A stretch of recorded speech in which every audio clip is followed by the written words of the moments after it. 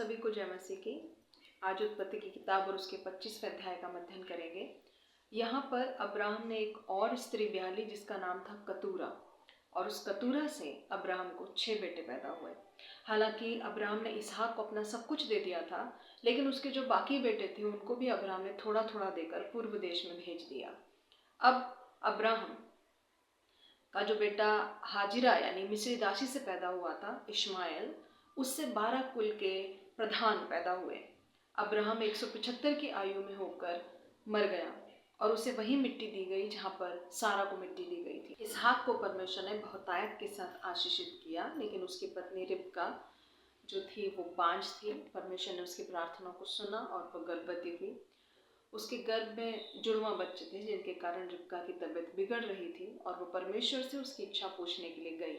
तब परमेश्वर ने उसे क्लियर किया कि तेरे गर्भ में 2 जातियां हैं जिनमें से छोटा बड़े पर अधिकार रखेगा।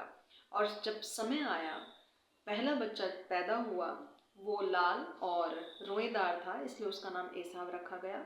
और छोटा बेटा बड़े बेटे की एड़ी पकड़कर पैदा हुआ, जिसके कारण उसका नाम याकूब रखा गया।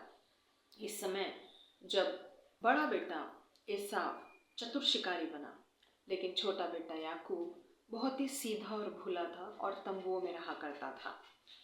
पिता इसहाक एसाव से प्रेम रखता था, लेकिन रिबका छोटे बेटे याकूब से प्रेम रखा करती थी। याकूब अपने तंबू में एक दिन मसूर की दाल पका रहा था और एसाव मैदान से शिकार करके आया। एसाव इतना थका और भूखा था कि वो कुछ खाना चाहता था। याकूब को खाना बनाते देख उसने उससे कहा कि मुझे जो लाल वस्तु तू पका रहा है वो मुझे खाने के लिए दे दे। याकूब ने कहा, पहले अपने पहलौठे का अधिकार मुझे बेच दे, उसके बाद मैं तुझे इसमें से खाने को दूंगा। और एसाव ने ऐसा ही किया। उसने खाने के लिए अपने पहलौठे के अधिकार को याकूब के हाथ बेच दिया।